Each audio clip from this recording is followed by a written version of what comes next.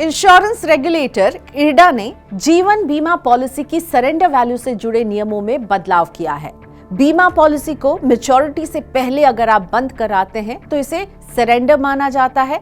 अगर आप पॉलिसी को सरेंडर करते हैं तो चुकाए गए प्रीमियम का कुछ हिस्सा आपको वापस मिलता है, जिसे सरेंडर वैल्यू कहा जाता है। सरेंडर वैल्यू से जुड़े नियमों में 1 अप्रैल 2024 से कुछ बदलाव लागू किए गए हैं। हालांकि इस बदलाव से आपके हाथ में वापस बड़ी रकम तो नहीं आएगी, लेकिन हाँ, सरेंडर वैल्यू के कैलकुलेशन में थोड़ा सा अंतर अब पहले के मुकाबले आ गया है और इस वीडियो में हम इसी को समझने वाले हैं। पॉलिसी को मैच्योरिटी से पहले लौटाने पर बीमा धारक को नुकसान होता है।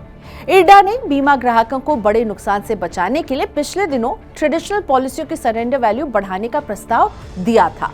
तो सबसे पहले समझते हैं कि बदलाव से पहले सरेंडर वैल्यू के क्या नियम थे। अभी तक जीवन बीमा कंपनियां पॉलिसी सरेंडर करने के 2 विकल्प दे रही थी। पहला, गारंटीड सरेंडर वैल्यू, जिसमें आप पॉलिसी को 3 साल पूरे होने के बाद ही सरेंडर कर सकते थे। 3 साल से पहले पॉलिसी सरेंडर करने पर कोई पैसा नहीं मिलता था। दूसरा विकल्प है, पॉलिसी धारक को एक स्पेशल सरेंडर वैल्यू मिलती थी। ये वैल्यू मूल बीमा राशि, कुल बोनस और सरेंडर वैल्यू के आधार पर तय होती थी। अगर 3 साल तक प्रीमियम दिया है तो कुल जमा राशि का 30% तक हिस्सा मिल जाता था। 4 से 7 साल के बीच पॉलिसी सरेंडर करने पर 50% तक रकम मिलती थी। बीमा कंपनियों के सरेंडर वैल्यू से जुड़े नियम अभी तक अलग अलग रहते थे, लेकिन अब इरडा ने सरेंडर वैल्यू से जुड़े नियमों को फिक्स कर दिया है। अब पॉलिसी को सरेंडर करने पर गारंटीड रिटर्न तो मिलेगा, लेकिन इससे बीमा धारकों को ज्यादा फायदा नहीं होगा, क्योंकि रकम में कोई बढ़ोतरी नहीं हुई है, नियम जरूर फिक्स हो गए हैं। तो नई व्यवस्था में अगर पॉलिसी ज्यादा पुरानी है तो सरेंडर वैल्यू पहले की तुलना में ज्यादा मिल जाएगा। नए नियमों के तहत पॉलिसी को दूसरे साल में सरेंडर करने पर कुल प्रीमियम की 30% रकम वापस मिल रही है, लेकिन सरेंडर वैल्यू का लाभ तभी मिलेगा जब आप पहले 2 प्रीमियम जमा कर चुके होंगे।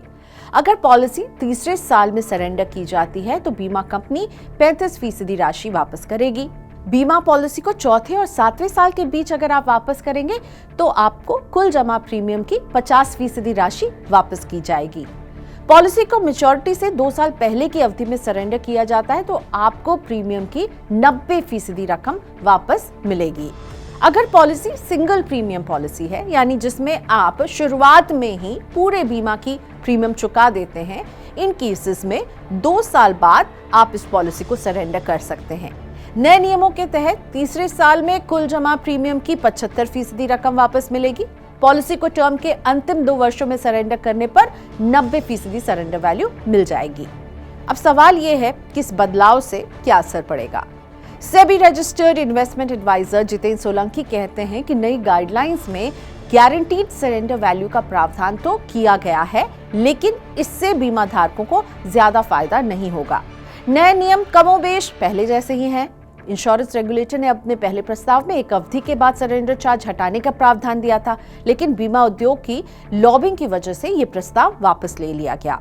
अगर पुराना प्रस्ताव लागू होता तो तय अवधि के बाद सरेंडर वैल्यू के रूप में पूरा प्रीमियम भी मिल सकता था।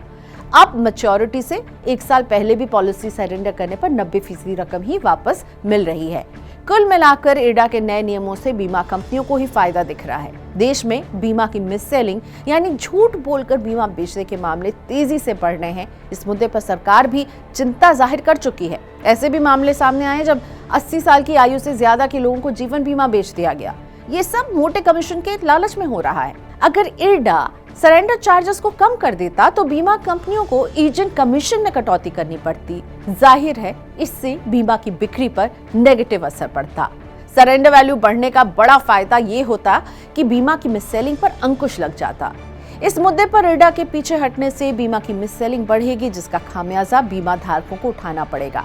ऐसे में कोई भी जीवन बीमा पॉलिसी जब आप खरीदें तो उसके सारे कायदे नियम पढ़ लें, सोच समझकर खरीदें। किसी भी एजेंट के दबाव में आकर, क्योंकि वो आपका कोई रिश्तेदार है इसलिए पॉलिसी ना खरीद लें।